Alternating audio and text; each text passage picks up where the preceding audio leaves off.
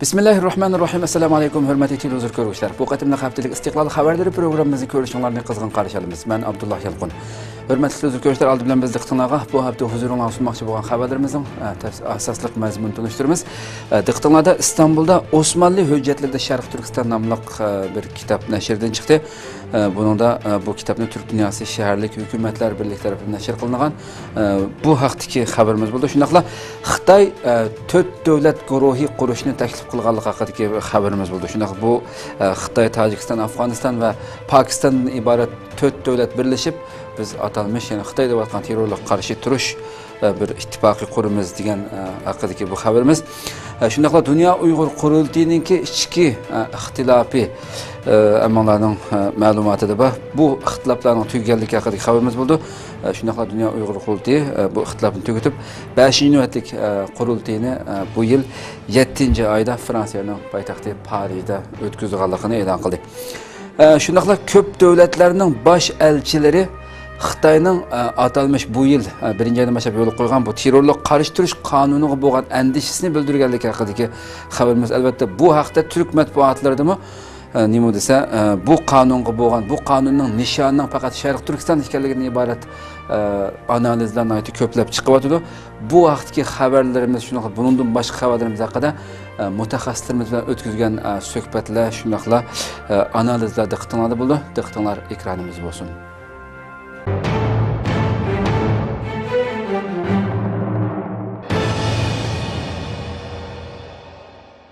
Osmanlı hujjatlarida Sharq Turkiston nomli kitob nashrdan chiqdi. Uyg'urlar haqida intayin muhim ma'lumotlarni o'z ichiga olgan Osmanlı hujjatlarida Sharq Turkiston nomli kitob Türk Dünyası Şehirlik Hükümetler Birliği tarafından nashr qilindi. Türk Dünyası Şehirlik Hükümetler Birliği'nin organ torida 26 fevral Osmanlı hujjatlarida Sharq Turkiston nomli asarning nashr qilinganlik e'loni berildi. E'londa Sharq Turkistonning tarixiy va jo'grafiyalik o'rnining strategik ahamiyati, shundaqla mo'l yer usti va yer osti boyliqlariga ega ekanligi haqida qisqacha to'xtalib o'tilgan. Orqadan bu asar haqida qisqacha tushuntirish berilgan. Türk Dünyası Şehirlik Hükümetler Birliği tarafından nashr qilingan Osmanlı hujjatlarida Sharq Turkiston nomli asarda Türkiye Baş Ministerligining Osmanlı arxivlarida saqlangan asli hujjatlar asos qilingan holda ikki qarindosh xalq orasidagi tarixiy munosabatlar kitobxonlarning diqqatiga sunilgan.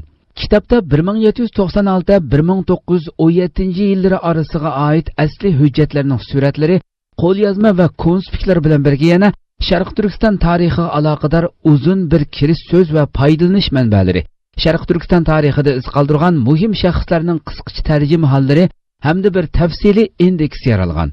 581 betlik cho'ng hajmlik bu kitob Sharq Turkiston va Uyg'ur tarixi ustida tadqiqot elib boradigan yerlik va chet ellik tadqiqotchilarga, har ikki tarafdagi ziyolilarga birinchi qo'l manba ta'minlab qolmasdan yana Osmanlı Sharq Turkiston munosabatlariga oid muhim bir bo'shliqni to'ldirdi.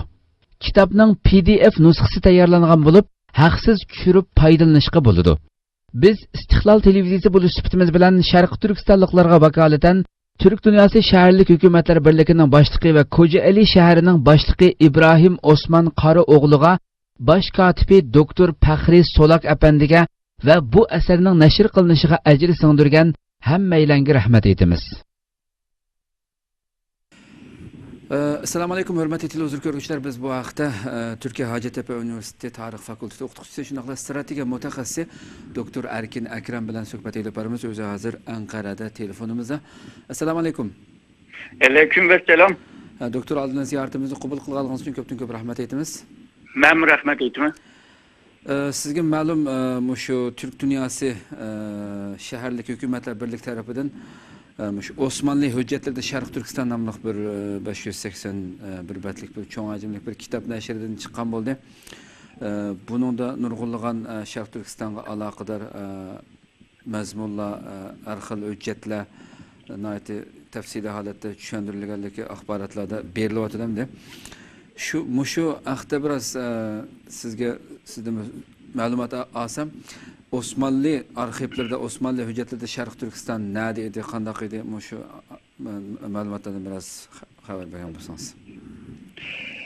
Aslında bu Osmanlı devleti bulupma Osmanlı padişahlar Muşu halife muşu statüne muşu namını ağan.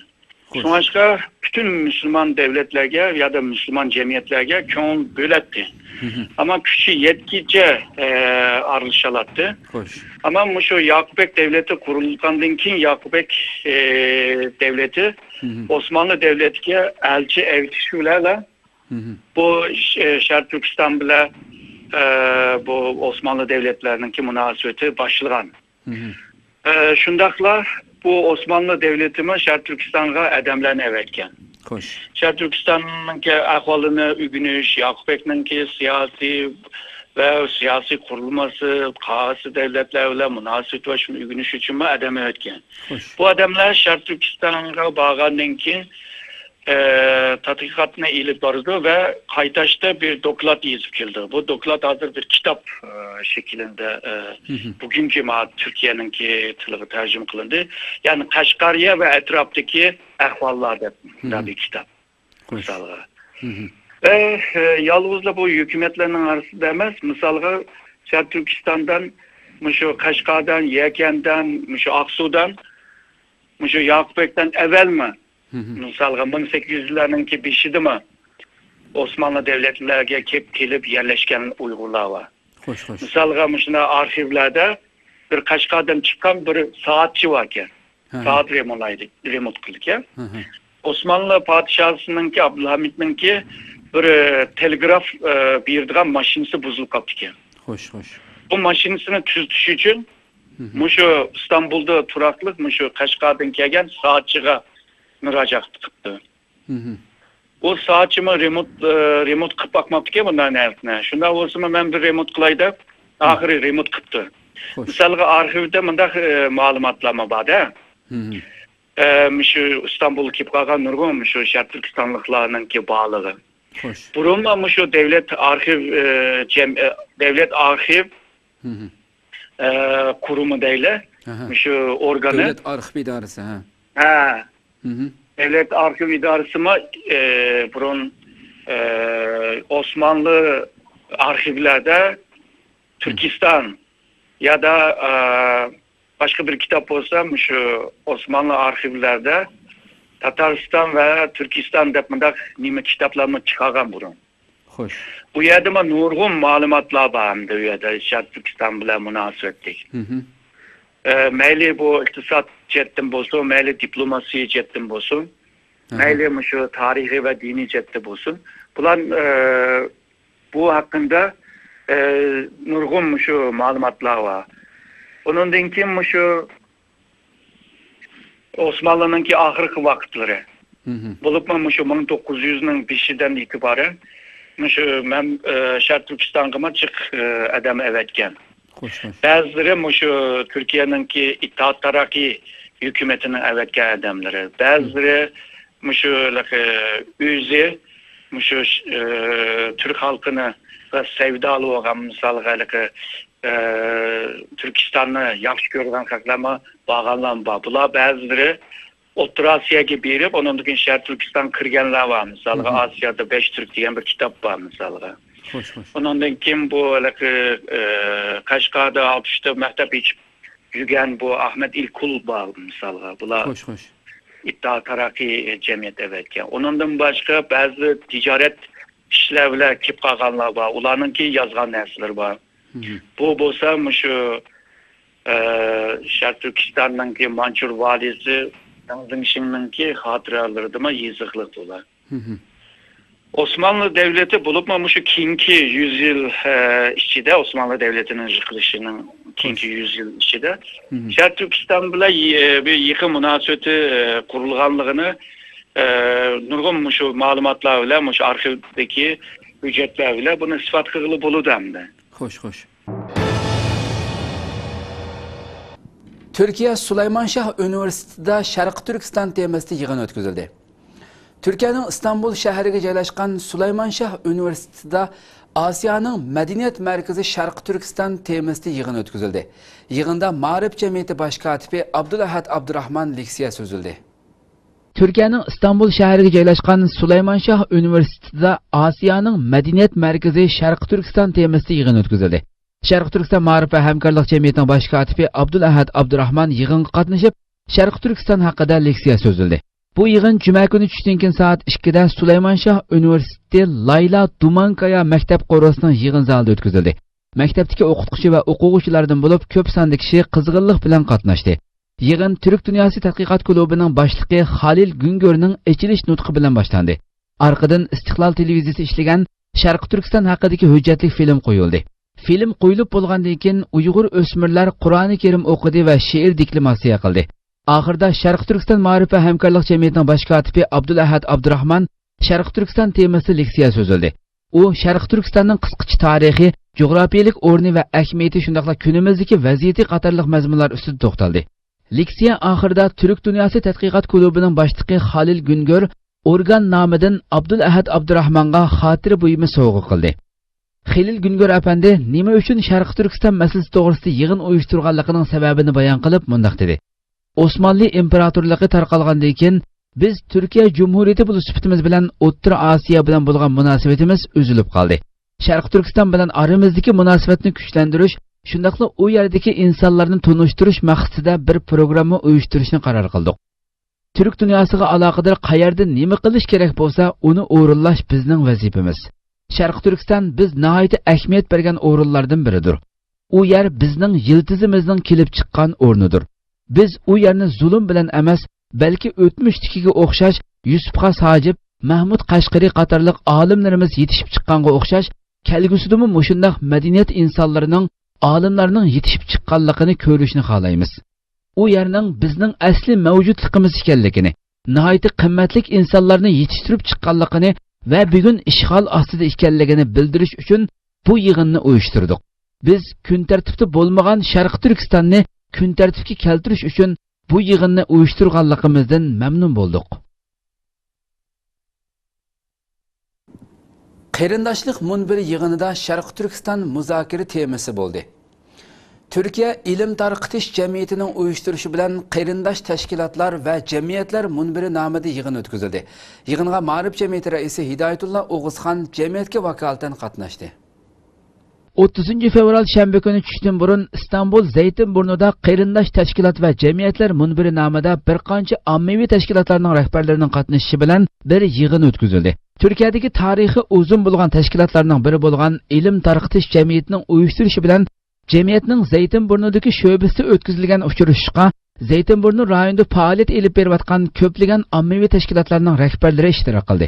Sharq Turkiston Ma'rif va hamkorlik jamiyatining raisi Hidoyatullo O'g'izxon jamiyatga vakolatan uchrashishga qatnashdi. Yig'in oxirida Ilm yayma jamiyati, Sharq Turkiston Ma'rif va hamkorlik jamiyati, Ahmad Yasaviy Ilm va hamkorlik jamiyati qatorliq yig'inin qatnashgan ommaviy tashkilotlarning rahbarlari birdak 5-oydan boshlab Uyg'ur masalasi to'g'risida bir turkum faoliyatlar elib berish bilan birga ilmiy muhokama yig'ini ochishni o'rtaq qaror qildi. Xitoyning Uyg'ur munisipatlarini diniy e'tiqodidan suslashtirish tashviqotlari tanqidga uchradi. Xitoyning Uyg'ur munisipatlari oila ayollari orasida atalmish madaniyat faoliyatlari nomida elib berayotgan axloqsiz tashviqotlari chet ellardagi Uyg'ur faoliyatchilari va Xitoy vaziyati analizchilari tomonidan ming yuvish tashviqoti deb tanqidlanmoqda. Xitoy matbuotlarining xabarlarida ma'lum bo'lishicha, Xitoyning yaqindan buyon Uyg'ur munisipatlari oila ayollari orasida atalmish madaniyat faoliyatlari nomida har xil ko'ngil ochish, san'at tantarbiya faoliyatlarini o'tkazish, maxsus xor o'maklar tashkillab, qizil naqsha etish musobaqalari o'tkazish, hatto masjidlarda qo'shtilliq rasmlik tashviqot kitobchalarini tarqitish faoliyatlari ko'paygan. Xitoy taratqularida bu faoliyatlarni o'tkazishdagi maqsad diniy radikallik ideyasining yamirishining oldini olish uchun deb ta'riflangan. Chet ellardagi Uyg'ur faoliyatchilari va Xitoy vaziyati analizchilari bo'lsa, doirlar elib berayotgan madaniyat faoliyatlarini siyosiy maqsaddagi ming yuvish tashviqoti deb tanqidlamoqda.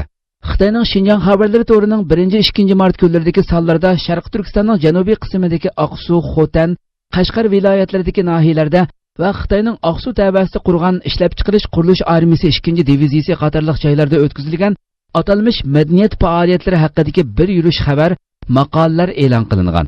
Xitoy taratqularida tashviq qilinayotgan madaniy faoliyatlarni kuchaytirib, diniy radikallik ideyasiga qarshi temasidagi bu xil xabar maqolalar bir qism xalqaro taratqular va Xitoy vaziyat analizchilarining diqqatini qo'zg'adi. Reuters agentligida o'tgan hafta e'lon qilingan bu vaqtdagi bir xabar analizida doirlarning naqshi aytish va usul o'ynash qatorliq shakllarda elib berilayotgan tashviqot faoliyatlari orqali Xitoy o'tgan yili ma'qullagan terrorlikqa qarshi turish qonunini tashviq qilish maqsadiga yetmoqchi ekanligi ta'kidlangan edi. Erkin Osiyo radiosining xabar qilishicha, siyosiy vaziyat analizchisi Elshad Hasan apandi Xitoy doiralarining navbati Sharq Turkistondagi masjidlarda atalmish qo'shtilliq tashviqot kitobchalarini tarqitishini madaniyat inqilobi davridagi hamma oilalarga mavzudun o'zunlarini tarqitish, hamma kishi ko'kligiga mavzudunning bosh surati tushirilgan iznakni taqash vaziyatini aslatadiganligini. Ammo mayli qanday tashviqotlar elib berilsin, bu xil faoliyat harakatlarining Uyg'urlarning diniy e'tiqodini, ona tili so'ygusi va o'z madaniyatini qo'g'dash engini o'zgartirmaydiganligini bildirgan. Time Türk Tori Xitoy qonunining nishoni Sharq Turkiston dedi. Türkiye'nin Time Türk gazeti Xitoy bu yil 1-oydan boshlab yo'l qo'ygan atalmış terrorlik qarshi turish qonunining nishonining Sharq Turkiston ekanligini ilgari surdi. Türkiye'deki nüfuzlu matbuatlardan biri bo'lgan Time Türk Tori'da 27 fevral Xitoydan baxshi ovlash qonuni nishon Sharq Turkiston mavzuliq bir xabar berildi. Xabarda Xitoyning Sharq Turkistonni o'zlariga terrorlik tahdidi deb qarab, yangi qonun yo'liga qo'yganligi ilgari surildi. Xabarda aytilishicha, Xitoy JX ministrligining terrorlik qarshi turish mutaxassisi Liu Yojin muxbirlarga qilgan so'zda Sharq Turkiston paydo qilgan terror tahdidiga qarshi 2016-yili 1-yanvar bir qonunni ijro qilishga boshlaganligini aytgan. Qonun Sharq Turkiston turklariga qarata jiddiy ichki va tashqi istixborot uchurlari to'plashni o'z ichiga oldi ekan. Liu Yojin yana musulmon Sharq Turkistonliklarning din, til va irq nuqtasidan Xitoylardan tamoman farqli ekanligini va bu sababdan Uyg'ur xalqining Xitoy hokimiyatidan mamnun emasligini aytgan. Xabarda ta'kidlanishicha, Beijing ijro qilishga boshlagan bu yangi qonun doirasidagi terror aniqlamasi zo'ravonlik vositasi qo'llanilmagan namoyishlarni va Uyg'ur madaniyatini yo'lliq shaklda qo'g'dash faoliyatlarini o'z ichiga oldi ekan. Konya shahrida Sharq Turkistonga vafo kechasi faoliyati o'tkazildi. Türkiye'nin Konya shahridagi vafo jamiyati o'rinlashtirgan Sharq Turkistonga vafo kechasi faoliyati 2 mart chorshanba kuni kech Mevlana Madaniyat markazida o'tkazildi. Türkiye'nin Konya shahridagi vafo jamiyati o'rinlashtirgan Sharq Turkistonga vafo kechasi faoliyati 2 mart chorshanba kuni kech Mevlana Madaniyat markazida o'tkazildi. Sharq Turkiston Ma'rif va hamkorlik jamiyati yoshlar sho'basining mas'uli Abdusalom Taklimakan faoliyatga qatnashib, Sharq Turkiston haqida ma'lumot berdi. Vafo jamiyati rahbarligiga vakolatdan so'z qilgan Favzi Yilmaz apandi Sharq Turkistonning sistemalik holda unutilib kelayotganligini eskartib o'tdi. Jahongir Xitoy davlatining xalqaro diplomatik besimlar orqali Sharq Turkistonni yetim qoldirayotganligini bildirgan Yilmaz, musulmon xalqlarning Sharq Turkistonga ega chiqishining ahamiyati haqida to'xtaldi. Yig'inga Sharq Turkiston haqida doklad berish uchun taklif qilingan Abdusalom apandi Sharq Turkistonning o'tmishdan hozirgacha bo'lgan tarixi haqida qisqacha to'xtalib o'tdi.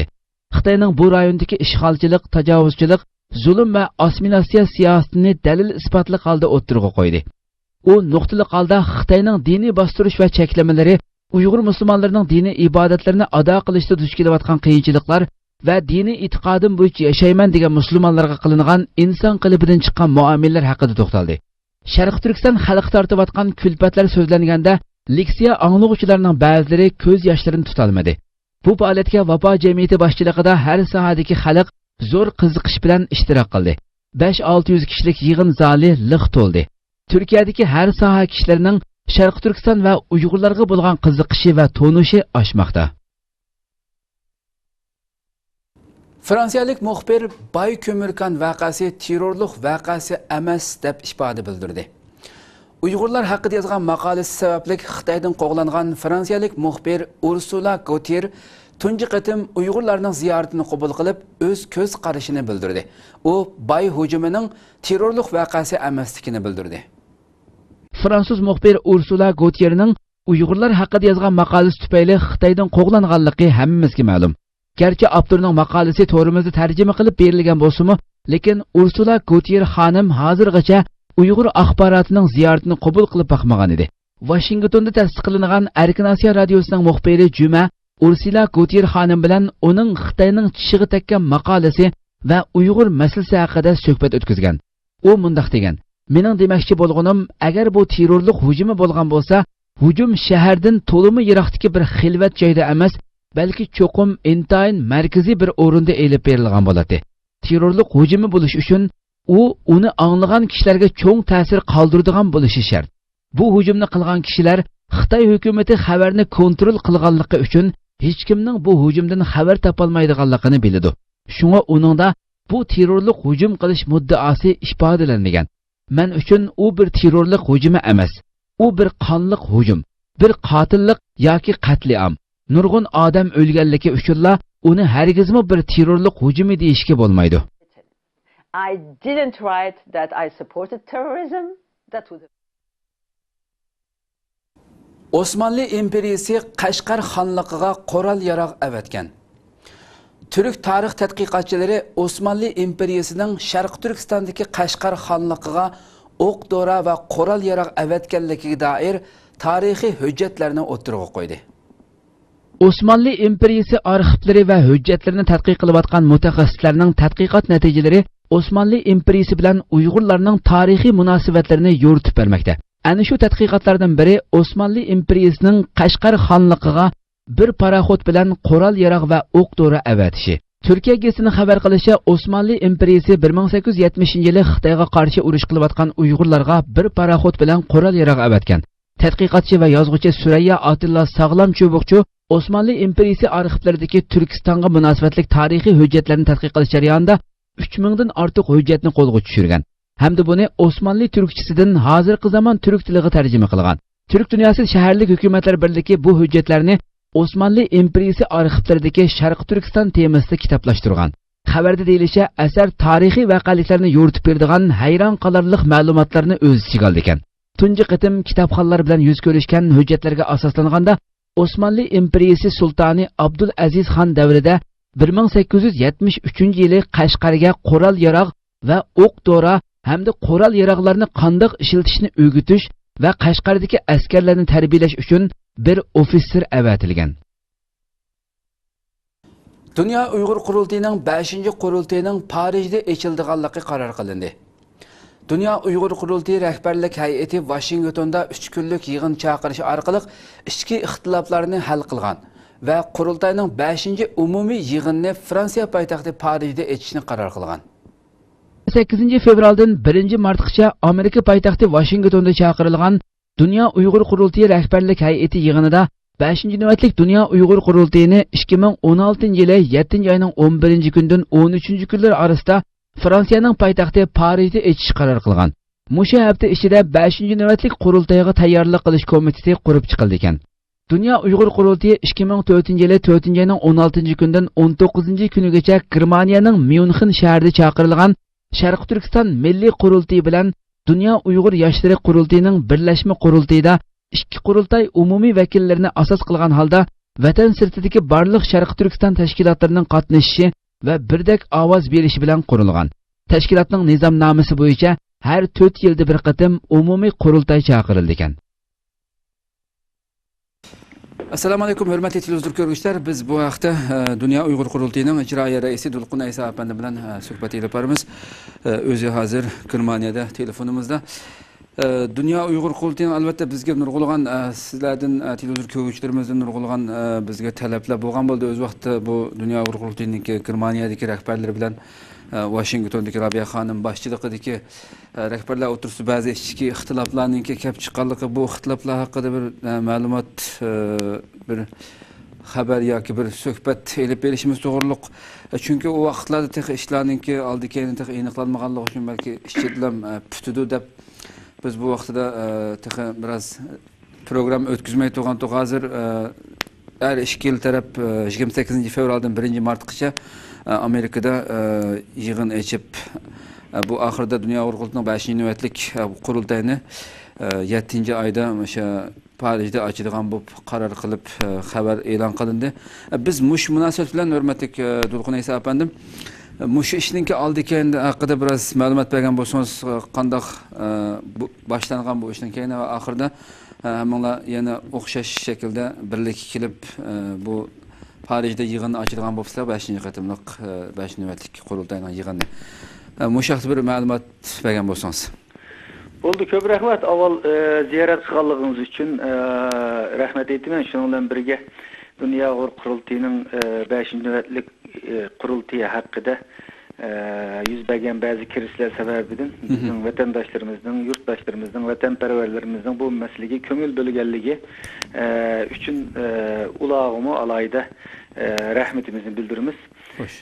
Digendikidek, sindep ötkendikidek 5. nöbetli kurultay bu yıl içiliş gerekti. Çünkü 2012 yılı 5. ayda 4. nöbetli kurultay Japonya'nın Tokyo'da ötküzülgen nizamnamız boyunca 4 yılda bir kadın kurultay çağırımız.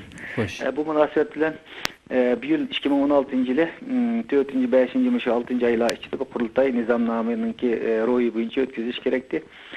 Bu kurultay içilişten aldı da sizin de ötkenlikdeki bazı bir kurultay içinde bazı krizde bop öttü.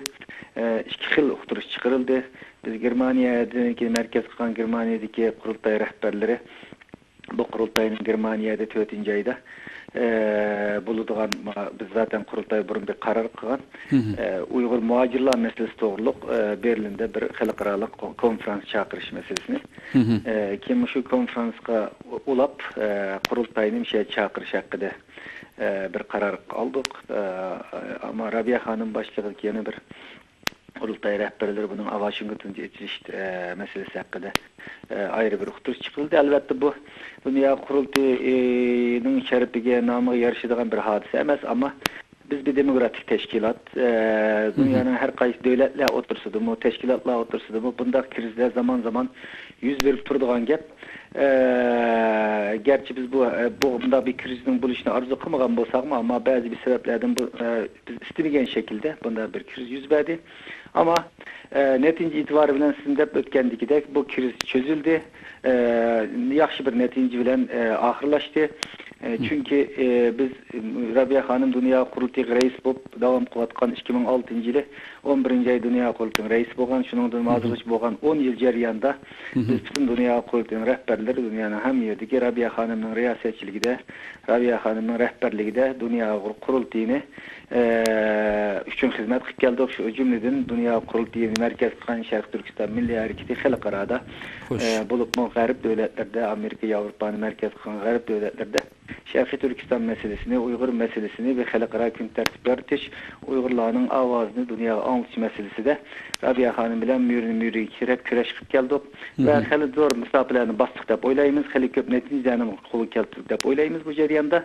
En ahırda biz yanımızda bir kriz yüz bergen bolsun ama en ahırda yanına biz Washington'a berip Rabia Hanım bilen oturdu yüz bergen kısmen okuşmaslıklarga hatim berip en ahırda Dünya Kurultayı'na Uygur milletiga yarışacağın bir şekilde bunun üstünden keldik ve sizin de ötkendikidek 7. ayının 11. ve 13. günleri biz Berlin'deki kurultayını emelden kaldırıp Washington'daki kurultayını emelden kaldırıp bir de kalda yani şu Rabia Hanım'ın rehberliğinde Paris'de 7. ayda 5. nöbetlik kurultayımızı içiş hakkında karar birliği geldik.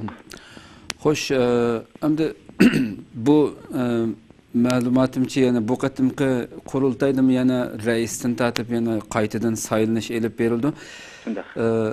Endi o'z vaqtidagi ma'lumotlarda Germaniyadagi rahbarlarninki Rabia Xonimninki bu qatimliq saylamda nomzod bo'lmasligini talab qilganligi haqidagi ba'zi uchurlar bor. Yani bu qatim sizlarni yarashgan vaqtida endi Rabia Xonim bilan ko'rishmoq biz taqa.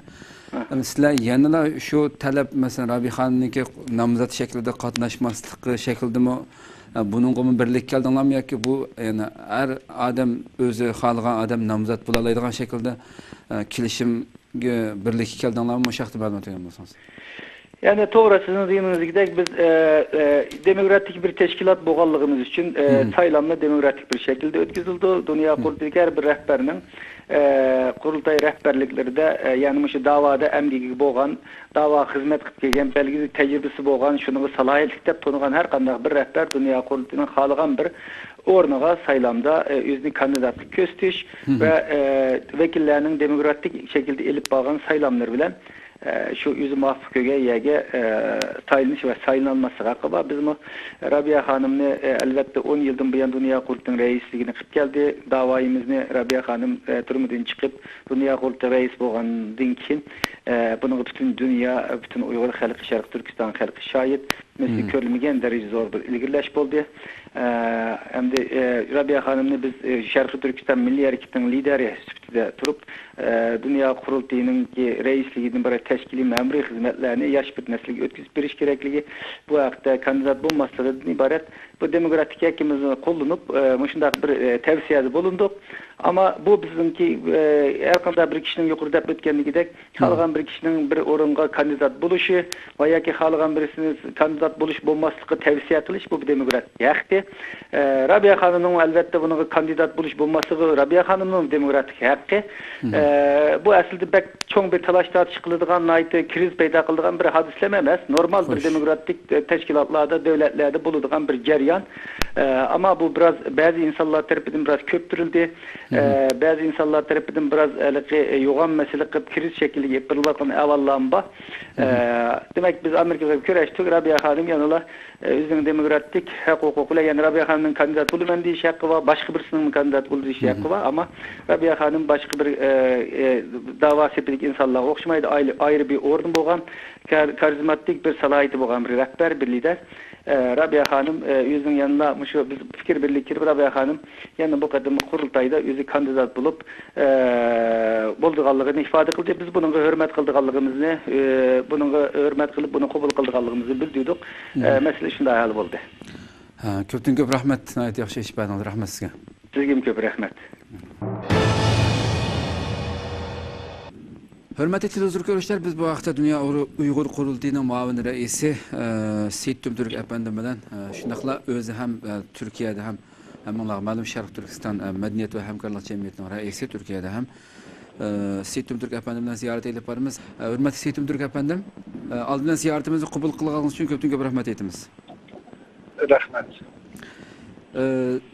Ben kiriştimi biraz söylep öttüm hem de televizyon köygüçlerimizge malum yani başta bu biraz ihtilaf bolgan boldu. Germaniyadaki Dünya Uygur Kurultayı rehberleri bilen Rabia Hanım başçılığındaki Amerika'daki rehberler oturusda şu kurultaydan içiliş vakti hakkında ve saylamga qatnaşmasak to'g'risida. Biz bu masala ichki jihatdan hal bo'lib ketishi mumkin da başta bek mediaga açıqib bu axborotga açıqib yurmadik. Endi chiqayotgan xabarlarda birleşip nayet ama o'qishmasliklarni o'ng'shalganlik to'g'riliq xabar chiqdi. Mushni ishninki oldiki haqida biraz ma'lumot bergan bo'lsangiz. Albatta İstiqlal TV ko'rguvchilarga birincisi biz Dünya Uygur Kurultayı ve Kurultay rehberleri namıdın öz salımımızda bildirimiz. Aziz milletimiz. Yukarıda sizin sualınızı cevap verdiğim bolsak, siz yukarıda dep aytgandek Dünya Uygur Kurultayı'nınki 5. devletlik kurultayı'nınki qaysı orunda ikiliş toğırlık azraq bir ihtilaf yüzü verdi. Hoş. Elbette bu ihtilaf biz arzu kılgan bir narsa, bir netice emez. Hoş. Lakin Dünya Uygur Kurultayı okşaşmagan kişiler bilen, okşaşmagan fikir, okşaşmagan maslahat, lakin vatanninki müstakillik meselesi de okşaşıp iddiği bolsak mı? Başka meselelerde okşaşmagan kişilerin terkip yapan bir teşkilat. Hoş, hoş. Bu elbette teşkilatta hem adamınki fikri bir değiş mümkün emez. Ama bizim ulu gayemiz, ulu nişanımız bir dep karayımız. Hoş. Bu maalesef biz 2015 yıl ahırda bütün kurultay rehberleri, Rabia Kadir Hanım başlık bütün kurultay rehberleri biz Brüksel'de yığın içip şu Brüksel'deki dini yığının ahırda ortak ağan kararımızda 6. ayının 1'in 5'i Amerika'nın Washington şehrinde 5. devletlik Dünya Uygur Kurultayı açıldı diyen bu kararını hemimiz ortak ağan karar idi. Hoş. Afsus ki bu kararımızda biz ikinci kıtım yana telefon yığını arkalık Bunun takribi bir 2 ay burun telefon yığınında bütün kurultay rehberleri iştirak kılan bu yığında ikinci kısım karar edip 5. devletlik Dünya Kurultayı'nın yana Amerika'da Washington'da içildiğin doğruluk bu kararımızda kayıtı gözden geçirip ikinci kısım bu kararını yani bitirdik. Hoş. Kanda özgür işler oldu, nemi sebep oldu onu tefsili ben sürüş kılmadım. Lakin bir kısım Aslan'daki kurultay rehberlerininki bu kurultayını Berlin'de açımız diyen kararı bizni meyuslendirdi, ümitsizlendirdi. Yani bu kararınki elbette kanuni ve nizamnamık uygun bulmaganlığı ve kurultayınki rehberlerinin bu hakta iradesi bulmaganlığı inik bir neçe kişinin ağan kararı. Hoş. Lakin biz bunu mu itibarga ağan şekilde tabii ki biz her bir kurultay rehberindeki fikrige hürmet kılımız. Özü ağan kararını özü tanımay ayrım kurultay açımız diyen bu karar mı biz yani hürmet kılan şekilde ki bu hürmet kılan şekildeki fikrimiz milletimizin menfaati, milletimizin kiliciki. Bunu gözütüp elbette bu kırındaşlarımızdan, bu rehberlerine ama fikrige hürmet kıldık ve 2. ayının 28'inin 3. ayının bir geçi 2 günlük bir sohbet yakınında Amerika'da Rabia Kadir Hanım başlık Germanya'nın 2 kurultay keli Rabia Kadir Hanım'dan kışkırdırıp vakti özünün göz kararlarını, fikirlerini oturup koydu. Rabia Kadir Hanım bilen bir sohbet üsküzüldü biz bu sohbetlerge telefon arkalık iştirak kıldık, biz bu katlaştık, bizim fikrimizde verdik. Hoş. Şu 2. ayının 28'inin bir geçi boğan 2 günlük ceriyanda ötküzülgen sohbette kayıtı yana məsləhətləşib kurultayının 7. ayının 11'den 13. günü geçi Fransa'da içiliş kararını Rabia Kadir Hanım bunu oturup koydu ve bu karar kalan kurultay rehberleri tarafından mı makul görülüp biz 5. nöbetlik Dünya Kurultayı'nı 7. ayının 11'den 13'ü geçi Fransa'nın Paris şehrinde ötküzdüğün karar ile kan buldu. Yani inşallah bu kararımız milletimizge ve davayımızga bir yaxşılık etkili edip bunu Allah'ın dileyimiz. Allah Teala bunun keyin bizni şunda küçük işlerde, küçük meselelerde ihtilaf kılıştın, saklasın. Birbirimizge davayımızga sadakat bilen, ihlas bilen, samimiyet bilen Allah rızalık için hizmet kıldığın bir uyultaştak birbirimizge samimiyet versin de Allah'ın dileyimi. Köptün köp rahmet nayet yaxşı iş bana. Rahmet sizge. Rahmet.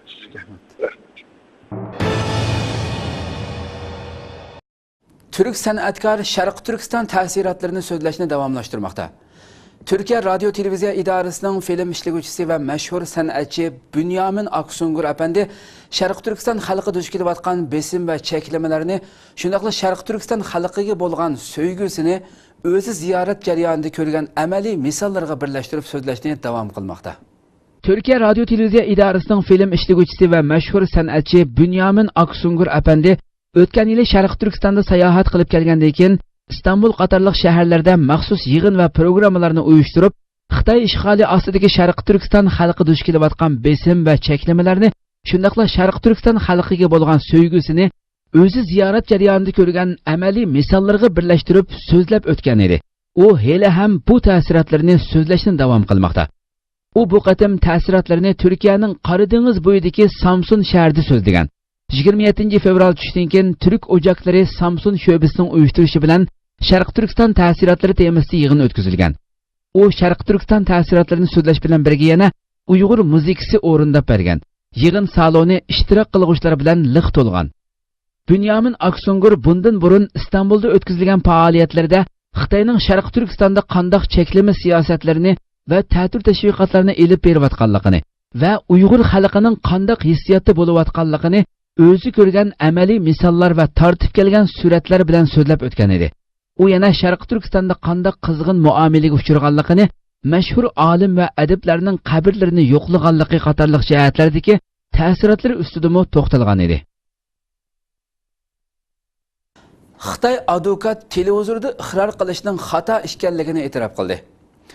Xitoy advokatlar jamiyatining muavin boshlig'i televizorda iqror qilishning to'g'ri emasligini va buni to'xtatish uchun taklif berdiganligini bildirdi.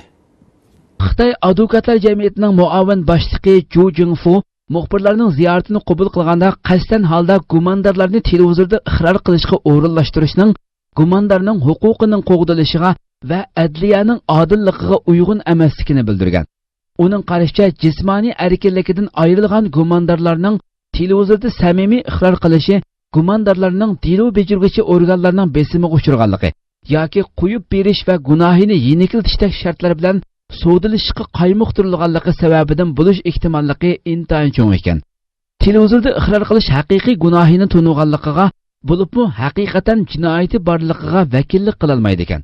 Uning aytishicha, gumondorlarni televizorda iqror qildirish, orqadan uni axborot vositalarida tarqatish orqali jamoatchilikda xato holda gumondorning rostli jinoyati bordek xato tunish shakllantirgili bo'ldi ekan. Ju Jingfu echilish oldida turgan Xitoy mamlakatlik siyosiy kengash yig'inida bu taklifni bermoqchi ekan. Xitoy doiralarining yaqindan buyon chet el tavalligidagi bir necha kishini televizorda iqror qildirishi tanqidga uchragan edi. Xitoy o'tgan yili nurg'un qatim Uyg'ur mahbuslarni Xitoyning markaziy televiziya kanali va boshqa yerlik televiziyalarda iqror qildirgan va buni tarqatgan edi. Xitoyning bu harakati Uyg'ur kuzatuvchilarining tanqidiga uchragan. Xitoy 4 davlat ittifoqi qurishga harakat qilmoqda. Xitoy Tojikiston, Afg'oniston va Pokistondan Xitoy o'tirg'i qo'ygan atalmish terrorlikqa qarshi turish planiga qo'shilishni talab qilgan. Xitoy armiyasi bosh shtab boshlig'i Fang Fenghui Tojikiston ziyoratini tugatib, Afg'onistonga kelgan. U Kabulda Afg'oniston rahbarlari bilan ko'rishib, terrorizmga qarshi 4 davlat rayonlik ittifoqiga aloqador masalalarni muzokara qilgan. Amerika ovoz to'rining xabar qilishicha, Xitoy o'tirib qo'ygan terrorizm qarshi turish plani Xitoy, Pokiston, Afg'oniston va Tojikistondan iborat 4 davlatni o'z ichiga oldi ekan. Plandagi bu 3 davlatning hammasi Xitoyning g'arbiy rayoni bilan chegaralanadigan bo'lib, bu rayondagi Uyg'urlarning Beijingga qarshi norozilik kayfiyati davomlashmoqda ekan. Fang Fenghui 29 fevral Kabulda Afg'oniston prezidenti Ashraf G'ani bilan ko'rishgan. Afg'oniston prezidentining muavin bayonotchisi Hashimining aytishicha, Xitoy bosh shtab boshlig'i Afg'onistondan Pokiston va Tojikiston bilan birlikda Xitoy o'tirib qo'ygan terrorizm qarshi turish mexanizmiga qatnashishni talab qilgan. Afg'oniston prezidenti G'ani bu loyihani allburun tasdiqlagan. Fang Fenghui bundan burun Tojikistonda ziyoratda bo'lgan bo'lib, u Tojikiston prezidenti Rahmonov va mudofaa ministri Mirzo bilan ko'rishgan. Rahmonov uchrashishda ikki davlat orasidagi harbiy ta'lim-tarbiya, xavfsizlik va terrorlikqa qarshi turish qatorliq jihatlardagi hamkorlikni oshirish kerakligini ta'kidlagan. Ko'p davlatlarning bosh elchilari Xitoyning terrorizmga qarshi turish qonuniga bo'lgan andishisini bildirdi. Amerika, Yaponiya, Germaniya va Kanada qatorliq 4 davlatning Xitoyda turishliq bosh elchilari Xitoy JX ministeriga xat yozib, Xitoyning terrorlikqa qarshi turish qonuniga bo'lgan andishisini bildirdi. Reuters agentligining xabar qilishicha, Germaniya, Amerika, Kanada va Yaponiya 4 davlatning Xitoyda turishliq bosh elchilari Xitoy JX ministeri Washingtonga xat yozib, Xitoyning yangi yo'l qo'ygan terrorizm qarshi turish qonuni va boshqa 2 qonun loyihasiga bo'lgan andishisini bildirgan. Yevropa ittifoqining Xitoy turishliq bosh elchisi xat yozib, yuqoriqiga o'xshash andishisini ifodalagan. Xitoy jamoat xavfsizligi ministriga yozilgan bu xatga Germaniya, Amerika, Kanada va Yaponiya 4 davlatning Xitoyda turishliq bosh elchilarining imzosi qo'yilgan. Xatda Xitoy yangi yo'l qo'ygan terrorizm qarshi turish qonuni bilan tur bexatarlik qonuni va chegara sirtidagi hukumatsiz tashkilotlarni boshqarish qonunidan iborat 2 qonun loyihasiga bo'lgan andish ifodalangan. Reuters agentligining seshanba kundagi xabarda aytilishicha, xatda terrorizm qarshi turish qonunining chet ellik mablag' solg'uvchilarni andishiga solganligi bildirilgan. Xitoyning terrorizm qarshi turish qonunini tanqid qiluvchilarning aytishicha, bu qonunning o'qitichi fikrdagilarni terrorchi deb jinoyat bekitish ehtimolligi bor ekan. Reuters agentligining oshkorlashicha, Yevropa ittifoqining Xitoy turishliq bosh elchisimi yuqorqi mazmunda Xitoy JX ministeriga xat yozgan. Bosh elchilar bu xatda Xitoyga chaqiriq qilib, tor bexatarlik qonuni loyihasi va chegara sirtidagi hukumatsiz tashkilotlarni boshqarish qonuni loyihasiga qaytadan ommaning fikrini elishni umid qilganligini bildirgan. Xitoyda 1.800.000 ishchi xavfga duch keldi. Xitoyda kömür ve polat tümür ishlab chiqarishi ehtiyojidan eshib ketish sababli 2 millionga yaqin ishchi ishsizlik xavfiga duch kelgan. Xitoy dushanba kuni konchilik va polat tümür sohasida 1.800.000 ishchini qayta o'rinlashtiradiganligini bildirdi. Xitoy bu orqali mahsulotning ehtiyojidan eshib ketishining oldini olmoqchi bo'lgan. Bu mazkur ikki sohadagi 15%lik ishchining ishsiz qoldiganligidan derak berdi ekan. Xitoy odam kuchi boyligi va ijtimoiy kafolat ministri Yin Weimanning bir axborot e'lon qilish yig'inida aytishicha, 1.300.000 ko'mir kon ishchisi va 500.000 polat tümür ishchisi bo'lib, jami 1.800.000 kishi qayta o'rinlashtirildi ekan. Xitoy bosh ministri Li Keqiang dushanba kuni Xitoyning pul qimmatini tövallatish orqali savdo jangi qilish niyati yo'qligini, polat tümür va ko'mirchilik qatorliq sohalardagi ortiq ishlab chiqarishni yo'qotish orqali taqobil turadiganligini bildirgan. Ko'p yillardan buyon Xitoy iqtisodi ul aslaha qurilishi va eksportni asos qilgan. Polat tümür va ko'mirga bo'lgan ehtiyoj oshgan. Lekin o'tgan yili Xitoy iqtisodining o'sishi 6.9% ga tushib qolib, 5 yildan buyongi eng to'van saviyaga kelib qolgan. Buning bilan polat tümür va ko'mirga bo'lgan ehtiyoj shiddat bilan to'vanlagan. Bu davlat ichida ishlab chiqarishning eshib ketishi va ishsizlik masalasini keltirib chiqargan. Shuning bilan birga yana ortiq mahsulotning arzon bahoda to'kma qilib setilishi Amerika va Yevropa davlatlaridagi shirkat va ishchilarning kuchlik noroziligini qo'zg'agan. G'arb dunyosidagi mazkur kasblardagi kishilar Xitoyning mahsulot eshib ketishiga qarata tadbir qo'llanmaganligini tanqid qilgan. Mutaxassislarning ko'rsatishcha, bunday ahvolda xodim qisqartish muqarrar ish ekan. Taxminan hisoblaganda Xitoyda bu ikki sohada 10 milliondan ortiq xizmatchi xodim bo'lib, 1.800.000 kishini qisqartish faqat bu kishilarning 10dan 1-chilik keldi ekan. Xitoy ishsizlik nisbatini 4% deb e'lon qilmoqda. Lekin bu son umumyuzlik gumon qo'zg'ashga boshladi. Kuzatuvchilarning qarashicha, Xitoyning ishsizlik nisbati oz degandimi 15% ekan. Yaponiya va Filippin Xitoyga qarshi kelishim imzoladi. Yaponiya bilan Filippin harbiy aslahalar hamkorlik kelishimi tuzdi. Amerika bilan Xitoyning Janubiy Xitoy dengizidagi jiddiychiligi sababidan harbiylashtirish qadami tizlashayotgan Osiyo Tinch okean rayonida yangi bir harbiy ittifoq qurildi. Amerikaning bu rayondagi ittifoqdoshlaridan bo'lgan Yaponiya va Filippin orasida mudofaa hamkorligi kelishimi imzolandi. Bugun Yaponiya bilan Filippin bir turlik harbiy aslahalar hamkorligi kelishimi tuzdi. Bu kelishim Yaponiyaning Filippinga qurol setib berishi va texnika o'tinib berishiga qulaylik yaratib beradigan. Ikki davlat orasida imzolangan kelishimga asosan Yaponiya Filippinni harbiy aslahalar bilan ta'minlaydi ekan. Ikki davlat orasidagi strategik hamkorlik kuchaytirildi ekan. Ikki davlat orasida tadqiqot va taraqqiyot turlari yo'l qo'yildi ekan. Bu kelishimning imzolanishiga Xitoyning Sharq Turkiston va Janubiy Xitoy dengizlaridagi nurg'un orollarga egilik huquq talabi qo'yishi va bu jihatda ba'zi faoliyatlarda bo'lishi sabab bo'lgan. Egilishicha, Yaponiya bilan Filippin o'tgan yili birlikda o'tkazgan dengiz armiyasi manevri orqali xavfsizlik jihatidagi hamkorlikni yangi bir saviyaga ko'targan. Pokistonda millionlagan xalq Mumtaz Qodirining o'ldirilishiga qarshi namoyish qildi.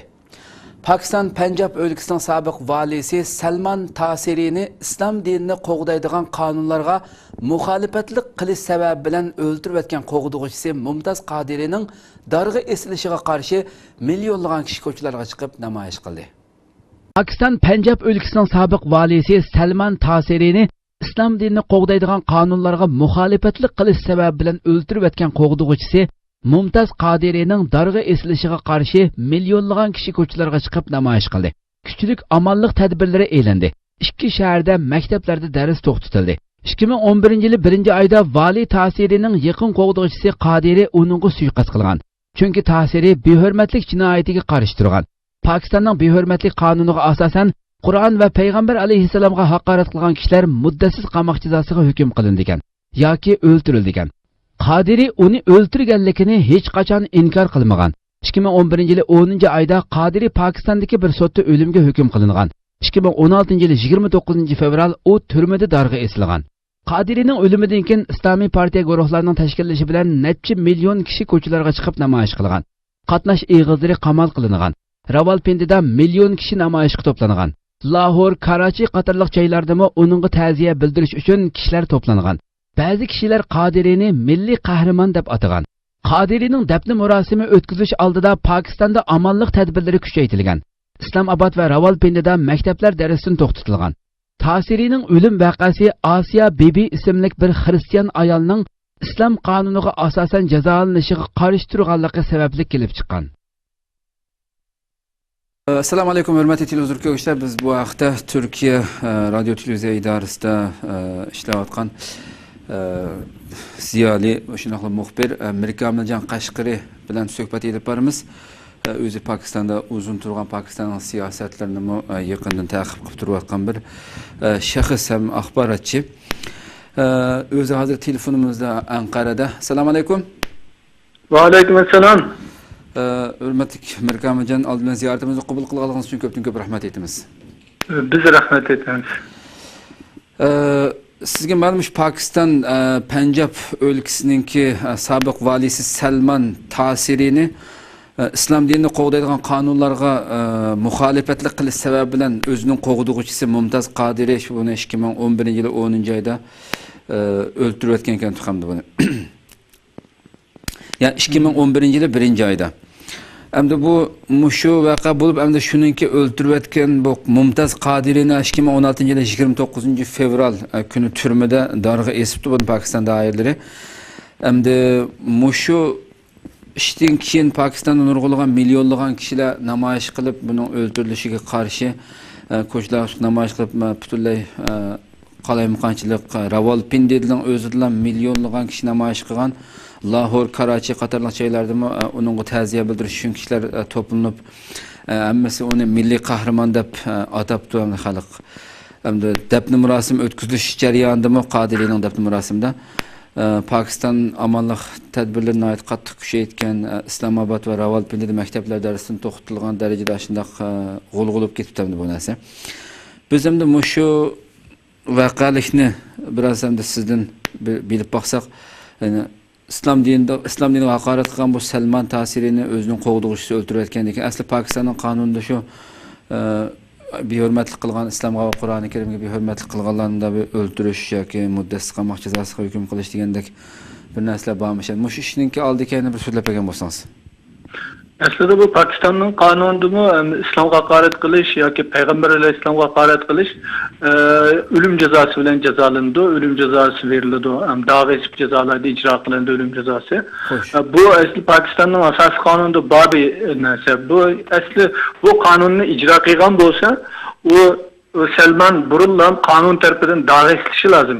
Qonun o'zining vazifasini ijro qilmagandan keyin bu qo'g'dug'uchisi onu öldürüp taşlagan gap.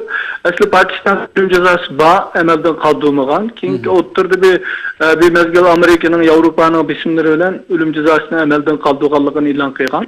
Kim bu Peshawur'da üniversiteye hücum kıldırgan 150 yakın okuyucuların öttege vakadan keyin kayıt asli keltirildi bu ölüm cezası. Hem bu yerde halkın narazılığını kozgalatken en mühim mesele ne medise bu peygamberge hakaret kıygan, İslamga hakaret qilgan adamga o'lim jazosi berish Pokistonning qonunida bor turug'liq u Salmanga u jazo berilmagan yoki muddatsiz qamoq jazosiga hukm qilib degandek ashunda yenik jazo bergan ahvolda bu uning qo'g'dug'chisining o'tganligiga qarata endi qo'pab o'lim jazosini ijro qilishi bu qo'sh o'lcham tutganlik ham Pokistonning bu bir hisobda o'zining qonuniga o'zi rioya qilmaganligi hamda mushu sababdan balkim xalqning qattiq g'azbi qo'zg'algan bo'lsa kerak ham yana kelib unda payg'ambar alayhissalomga İslamga hakaret qilish ham Pokiston musulmonlarining bu diniy asosiyatining tayin kuchli va buni jazosiz qilishiga albatta xalqni chidab turolmaydi.